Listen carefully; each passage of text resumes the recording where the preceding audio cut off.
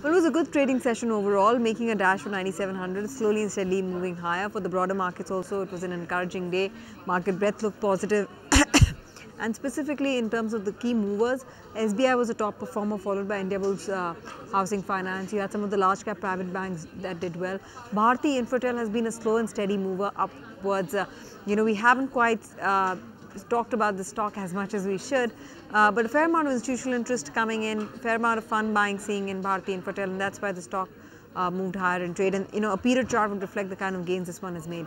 Among the laggards, you really had the IT majors, which were a bit weak. ITC and some of the other consumer-oriented themes, Bajaj Auto included, were also a bit sluggish in the session. From the broader markets, two themes that clearly played out. Fertilizers continues to find fancy in the market. And we also had real estate companies that did well.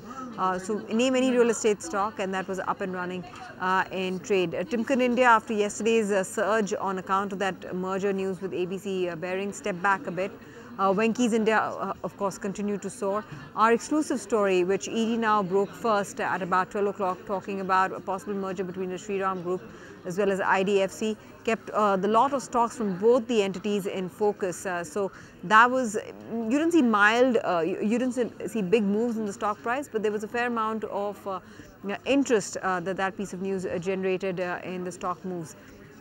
And then, of course, drilling it down to specific, some of the liquid names particularly picked up in the session. So Punjab National Bank was active in trade.